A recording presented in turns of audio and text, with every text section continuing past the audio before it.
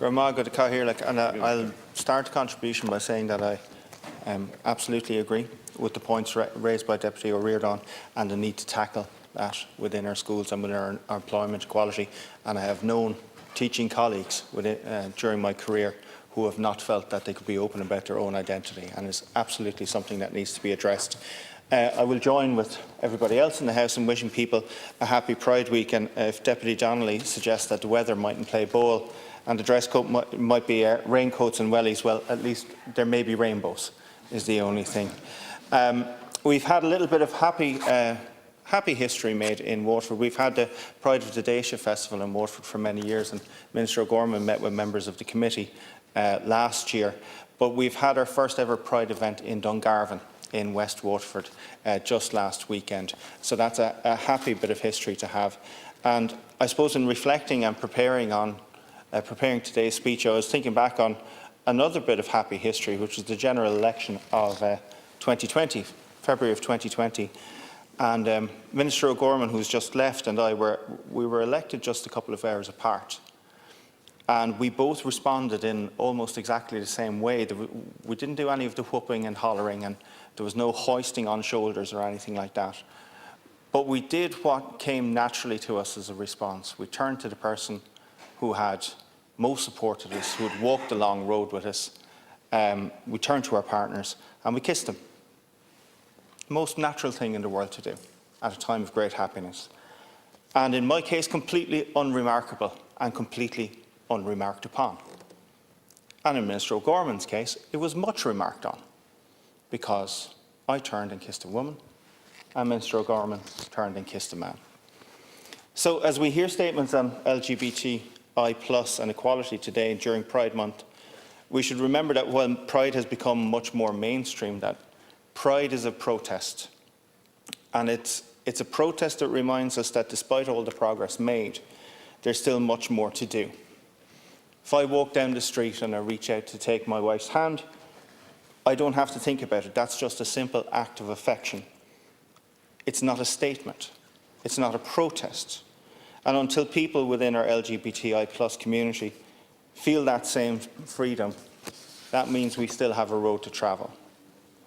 And it reminds us too that progress cannot be taken for granted, that it has to be protected, because while we've made progress, significant progress in our lifetimes, in the last decade even, and we're rightly proud of those steps, we're rightly proud of all those conversations, all that empathy that culminated in our historic result of the marriage equality referendum. Both history and the international context shows us that freedoms won can be freedoms lost unless they're protected and defended. And we've talked about the regression and the retrograde steps that we've seen both in Poland and Hungary on LGBTI+ rights in recent times. And we've commented already on the violence we've seen against people in that community that seems to be on the rise everywhere. In the US, in the UK, many countries across Europe, and we're not immune to it ourselves, as witnessed in the vicious murder of 2 men in Sligo just earlier this year. And something that worries me and concerns me is that we're beginning also to see an importation of culture wars that are being waged elsewhere, where debates around these issues are becoming weaponised and they're being used to stoke fears and to sow division. The debate around trans rights has become increasingly heated in Ireland over the last few weeks, and as many of the previous contributors have said, it's a debate around somebody's basic right to exist. And we always have to be conscious about that. And it seems that the highly divisive and destructive battle lines drawn in the UK on this issue have been imported to Ireland, despite the fact that the laws protecting trans rights have been in place for 7 years now, and to my mind have had no ill effects on anybody. Trans people are like everybody else. They're like myself. They just want to live their lives and to be left alone.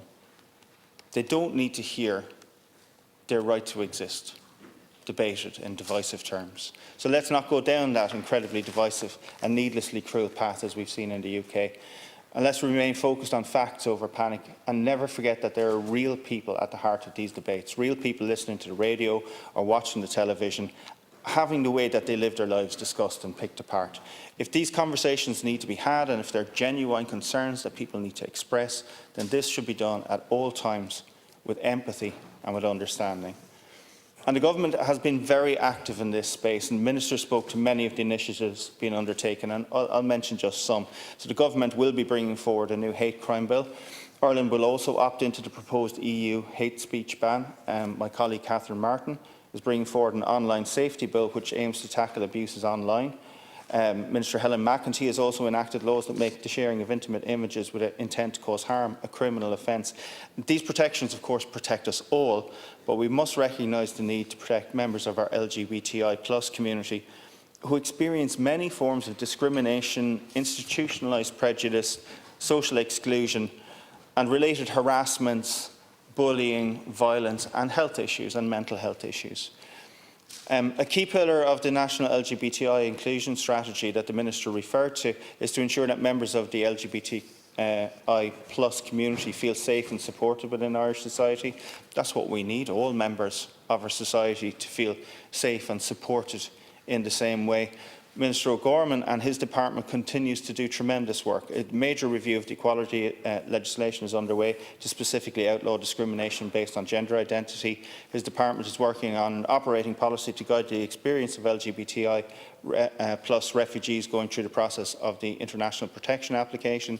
Earlier this year, his department commissioned an extensive study of older members of that community in Ireland to help identify needs, strengths and challenges that they still experience. And this will help inform ongoing implementation of the current and future national LGBTI+ inclusion strategy.